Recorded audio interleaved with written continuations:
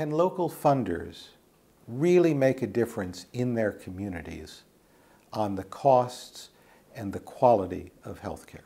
To help make healthcare systems better at dealing with the quality of care, waste of resources, the safety, basic safety of care, that's turned out to be much more about local systems of care. So, understanding why that is led me to try going to a community that is in southern Texas, McAllen, Texas, where, at least for their Medicare patients, they're the second most expensive place in the country for healthcare, more than $16,000 per person per year.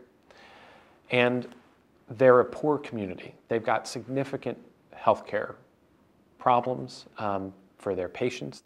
And then you go a few hundred miles up the border to El Paso, Texas, which is just as poor, but spends half as much per person per year for healthcare.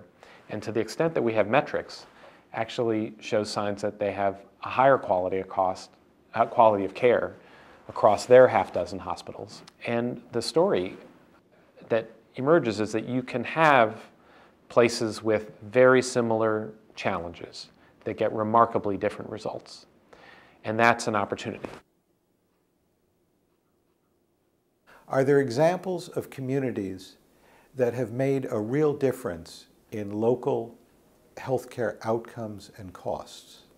Yeah, so La Crosse, Wisconsin was a place that, for whatever reason, had some local leadership that recognized that the way we care for people with terminal illness is not, in America, doesn't meet their needs. And so what they recognized was that there were discussions that people needed to have earlier in time than before they arrive in an emergency room in complete crisis. Within a few years, began having conversations in the communities that led to reaching the point that 85% of people coming into admission in the hospital had living wills. And so they became a place that's among the lowest cost for care at the end of life, with no sign whatsoever that the longevity of people in that community has been harmed in any way. In fact, studies have shown that people who have these discussions had a better quality of life at the end of life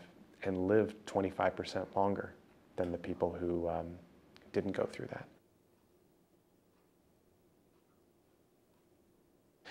That was recognized here in Boston at Children's Hospital, and they decided to start a project focusing on the kids who had the most severe asthma attacks that were bad enough to come into the hospital for an emergency room visit or be admitted to the hospital. And for those kids, they said, first of all, let's identify what great care looks like. And essentially, they came up with a checklist, a half dozen things that can make a big difference, ranged from a home visit, make sure there was no mold and mite infestation in the house, to making sure a nurse checked in that the family had filled prescriptions for inhalers and knew how to give them to a child. That project lowered asthma rates 80%. That is, the number of admissions to the hospital emergency room dropped 80% after a year of the project. Stunning success. But this is the other barrier. Guess what the #1 source of revenue for Children's Hospital Boston is? Asthma admissions. And if a place has to choose between doing the right thing and going bankrupt, that's not much of a choice at all. What they have done this year that was different is they went to their major insurers, to Medicaid and to Blue Cross, and said, here's what great care looks like. We've demonstrated, we've proven it. And we need to also renegotiate our contracts so that we're paid for providing great care. They recognized a problem, they found a solution, and then they addressed the financial perversities, is what a great coalition can do at the community level in a way that you'll never invent in Washington for, there's no blanket solution for this that's ready to come off the shelf. Sure, and it's something no individual player can achieve either. That's correct. The hospital can't do it on its own, the community can't do it on its own, the insurer can't do it on its own. It really takes that collaboration. That's right. Even with Children's Hospital renegotiating for themselves, does that mean that asthma care for kids who go, after all, to all kinds of hospitals in the community is going to really change dramatically? It could, It could save significant dollars for the healthcare system and save kids.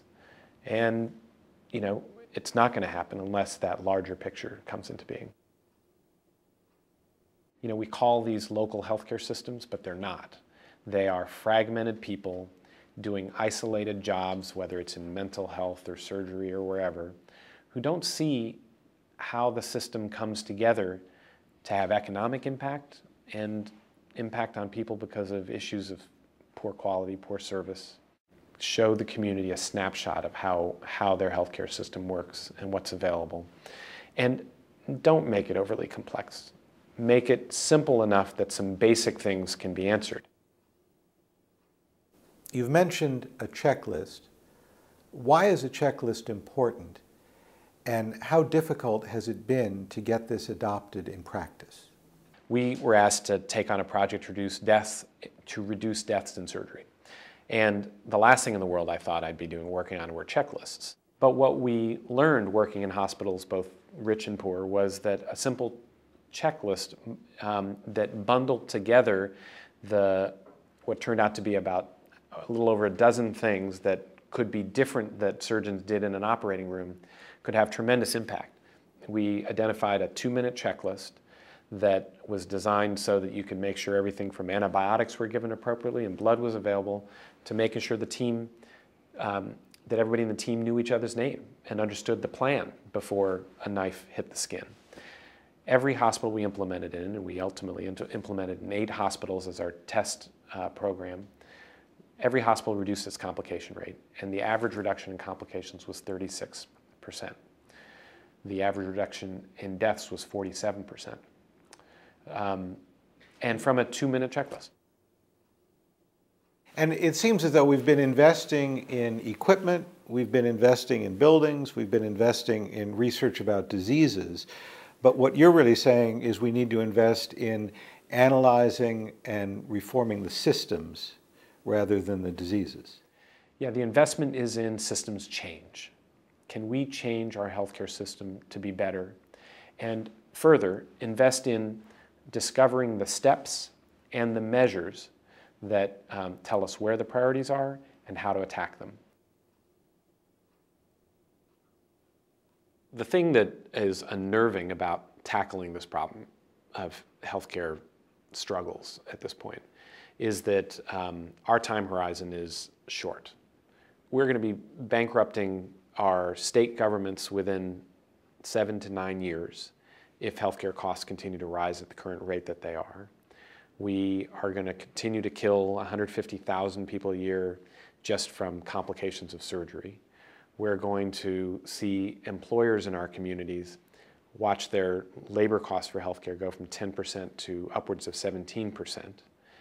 And if America is to be a prosperous nation, continue to be an economy of innovation, then getting the healthcare system under control for its costs, as well as under control for quality and safety, is, I think, the mission and challenge of our time. So the key here is she perfusing her brain.